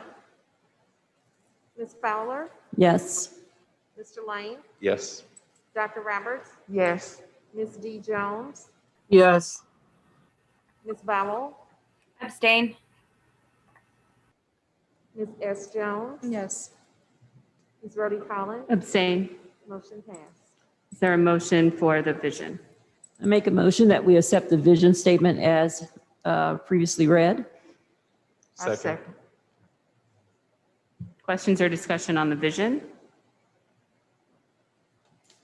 Ms. Bell? Ms. Fowler? Yes. Mr. Lane? Yes. Dr. Roberts? Yes. Ms. D. Jones? Yes. Ms. Bowell? Abstain. Ms. S. Jones? Yes. Ms. Rhodey Collins? Abstain. Motion passed. The next item on the agenda is the Code of Ethics. Natalie, are you presenting that? Or do you want to move it to a future meeting? I think it would be probably appropriate to postpone that until the March meeting, unless you're comfortable presenting. Regina did step up in my absence and ran the last meeting, so I'll leave that to her. Yeah, Natalie, to be honest, I think now that we've accepted our vision and our mission and vision statement, I think we need to go back to make sure that it actually aligns with that vision and mission and everything we put in there, because we were operating these two committees as separate and distinct. And now that we're handing the vision and mission and vision statement over to the governance committee, we need to make sure that everything we present, all the documents we present are in line with one another. So I think holding it off would be good, and us having another meeting to really challenge ourselves on whether or not what we've stated in the Code of Ethics meets our mission and vision statements. Thanks, Regina. So with that, I would move to postpone the Code of Ethics vote until the Governance Committee has had a chance to review the new mission and vision and align that to the Code of Ethics work that has been done. Second. Questions or discussion? Ms. Bell? Ms. Fowler? Yes. Mr. Lane? Yes. Ms. D. Jones? Yes. Dr. Roberts? Yes. Ms. Vowell? Yes. Ms. S. Jones? Yes. Ms. Rhodey Collins? Yes. Motion passed. Is there an update from the ad hoc budget committee? Yes. Are we in committee reports now? So the ad hoc budget committee met on Friday of last week. We have one more meeting, not this Friday, but the Friday following. And that will probably be our concluding meeting. So we had a discussion about, well, I'll start first with the original purpose of the ad hoc budget committee. So the committee was started to look at budget to be able to analyze or get some more information about what our district budget looks like, how we involve the community in our budgeting process, and ultimately if there was a need for a committee going forward that looked at budget equity, budget transparency within our district. So the committee felt overwhelmingly that there was that need. So we spent our last meeting talking about what would be the proposal for a standing committee, what the purpose would be, what the goals would be, the committee makeup, and then a motion going forward. So we're in the editing phase, and we will have a final presentation for this board at our next work session, and then we'll have some language for approval or motion for approval in our next meeting, if our timeline stays intact. But just to let everyone know the updates right now, the new name of the standing committee would be the Standing Committee on Budget Equity and Transparency, with the purpose of what the committee's responsibility, the purpose would be to understand and analyze the district's use of funds and budgeting processes at the district and building level for overall effectiveness toward the district's mission and equitable funding of schools in collaboration with the St. Louis community, increasing transparency and community involvement. As of right now, we have about 5 goals for the community, which will turn into 5 tenets. And they're going to be tenets instead of goals, so that the committee can set goals every year around those tenets. So right now, before edits, the tenets would read as follows. So tenet 1 would be to increase budget and finance transparency. Tenet 2 would be to develop equity-driven budget protocol with the district finance department. 3 would be to effectively increase community input and involvement in the annual budget process. 4 would be to increase education and awareness of district finance and budget processes. And then the 5th one would be to advocate for state and/or federal changes to the funding formula that benefit districts that serve historically underserved populations, such as ours. So that is where we are right now. The intent would be for a motion to go forward that would allow for the ad hoc committee to turn into a standing committee under this new name, purpose, and these tenets. And that would be effective immediately. In terms of things in the interim that need to happen, Dorothy, thank you for bringing up the language that we have right now around our policy for creating standing committees. So that's something that we're going to look into, take a legal lens with it, be able to update that or bring an update to the board for that to make sense and make sure that we're all set to go moving forward with our proposed motion. So at this point, I'll take any questions that you all have. Adam, I really like what you've brought up so far, and it's not official yet. your committee, is it made up of people outside of the board? Yep, so I can answer that. So right now, we do have a committee makeup section. So it'd be for preferred participation, parents, a finance, budgeting, community member living in a historically under-resourced or uninvested area of town. Right now, we have parents, former parents, community members. We have a school principal and 2 board members and a union member as well. Very good. And the superintendent and the Ms. Banks. Okay.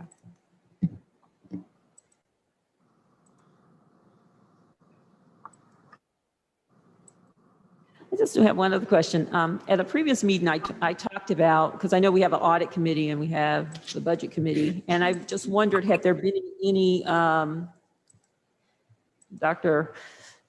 St. Omar, had there been any discovery on whether or not the budget committee can this new committee can kind of also handle the audit review and things like that? Or do they necessarily have to stay separate, or since it's all finance related, can they incorporate that job under the new committee if we choose to have that?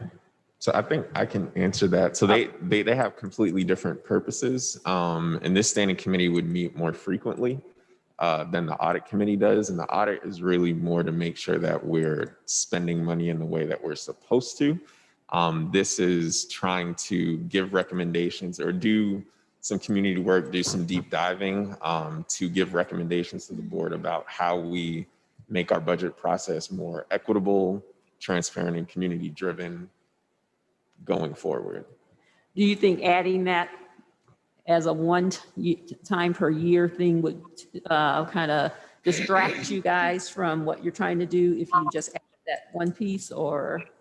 No, I don't think that. So in being in both committees, I don't think auditors have this lens, and I don't think this lens would be helpful for an audit. Well, the audit review committee, all we do is review the audit results and make sure we're in line with, accounting principles and everything's okay. Everything is done above board. To me, it seems very related. It doesn't have to be. This is just a suggestion so that we won't have so many committees doing different things. And since you guys are going to be focusing on budget and then you see the final actual results, are there any discrepancies that you might find in what actually happened versus what you plan to happen? And I thought maybe they fit neatly there because you have the people who are looking at what should happen versus what actually happened working together. So I would say the tough part is the fact that when the auditors are doing their report, they don't have an equity framework to it. And that's one thing that we did talk about in our committee, like what does equity look like in a district such as ours? And so being able to define equity is probably define financial equity and what it would look like to this district to achieve budget equity is probably going to be the biggest lift of this committee to start. And I just don't see those two worlds, and Ms. Banks or Dr. Adams, correct me if I'm wrong, I don't see those two worlds colliding seamlessly. I think if we got to the point where there are some recommendations coming out of this committee that will affect how or what audit results would come out, then I think it would make sense for them to overlap in that sense.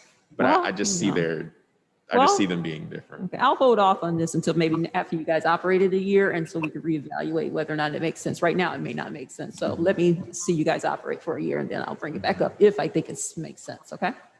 Thanks.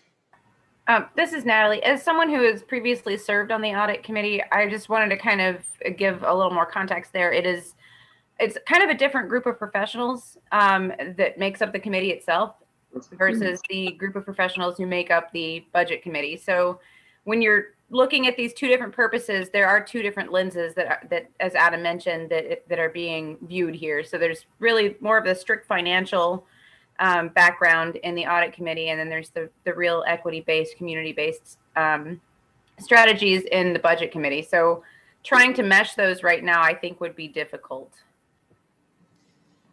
And I'm fine with that. I don't agree with you on that, having been a certified public accountant and having run both these committees at several employers. So I don't agree with it, but I do think to really establish itself before changing any focus. So I do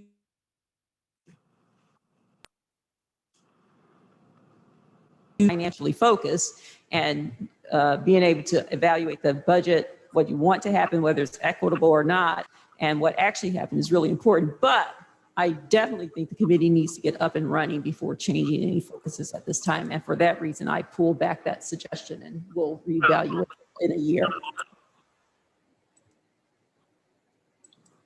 Adam, I have a question for you. Go ahead, Donna. Oh, okay. I really appreciate this committee, I think, because I'm not sure, but I think I want to ask if it's possible to add a student component to your committee.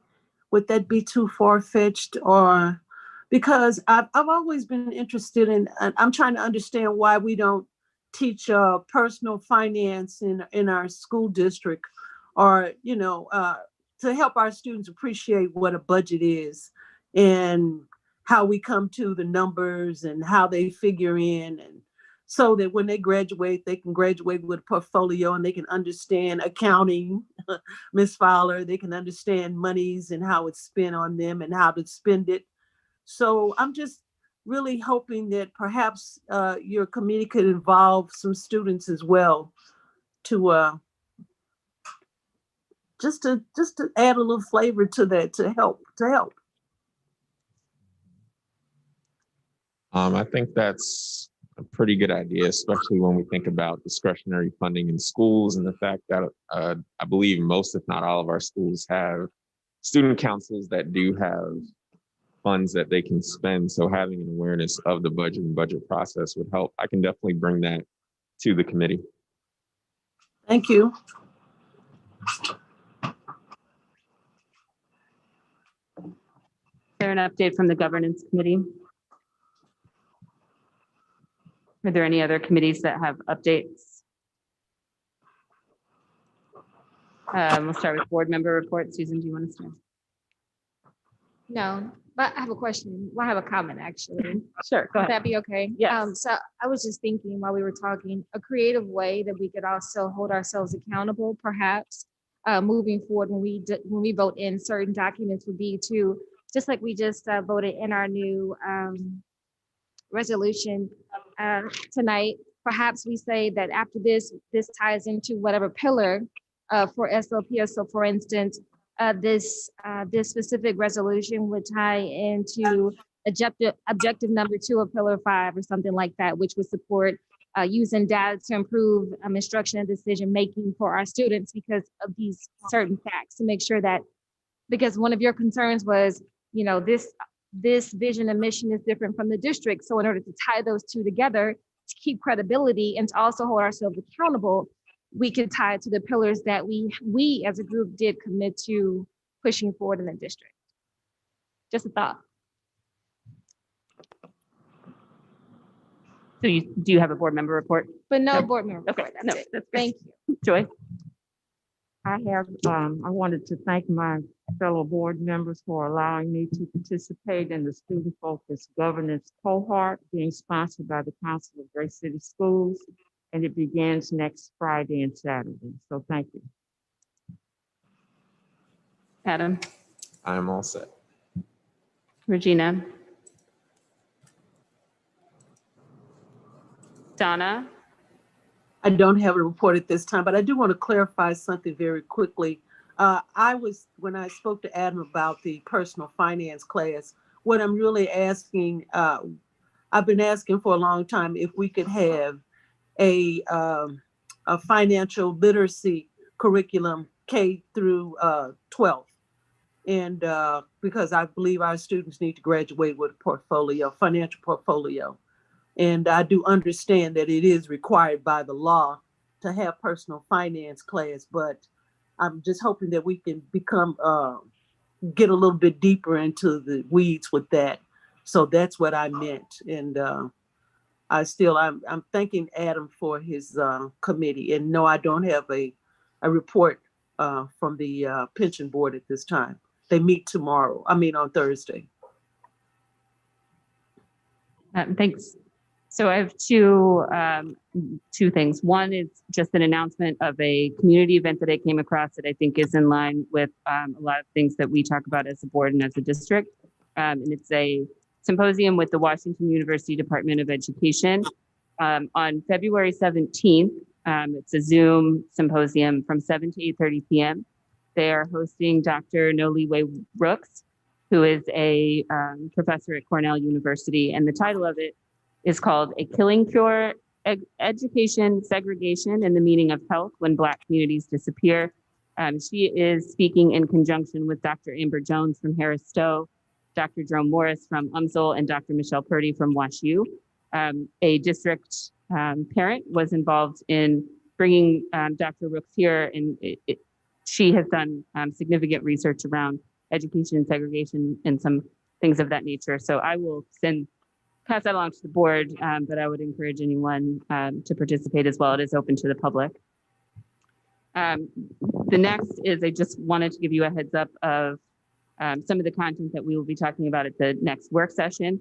So as you may know, I am not running for re-election. Susan is not running for re-election. So if the election certification kind of tracks the same as it has in the past, beginning at the April work session, there will be a need for new leadership on this board. So we will be talking about the onboarding process, bylaw updates. There are some kinds of, just as Adam was mentioning with the standing committee, there are some things as it pertains to board officers, board elections, committees, some things that just need to be pulled into alignment.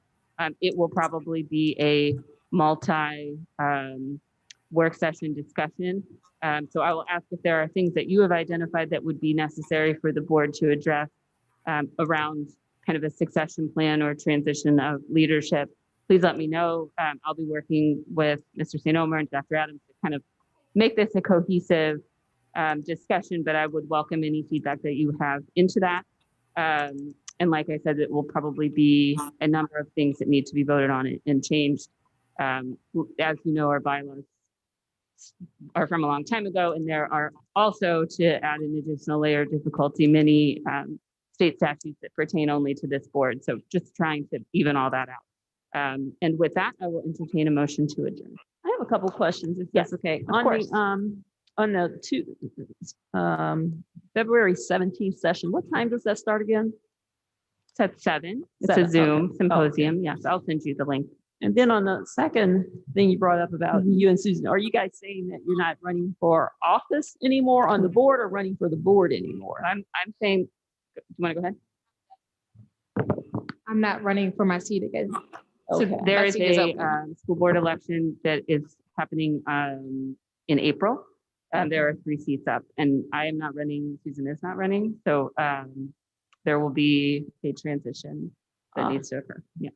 How long have you two served? I just wanted to This will know. make 8 years for me. Okay, So this is the end of my first term, so 4. 4 years. I see.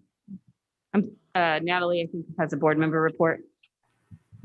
Yeah, I just, it's a kind of personal. On January 29th, I achieved my happiest accomplishment since serving on the board, and that was giving birth to a future SLPS scholar.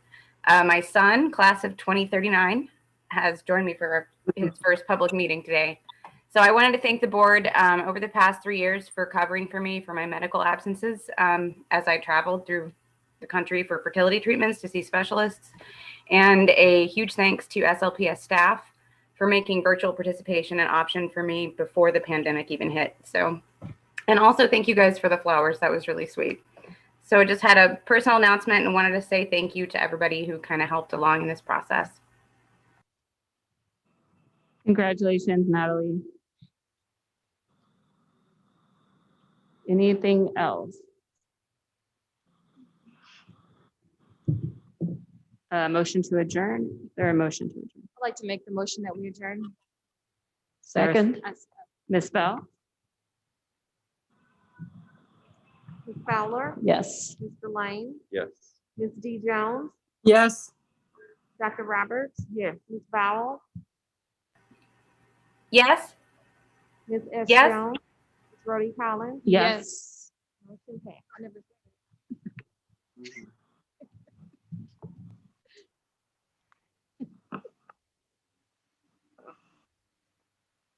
said no more.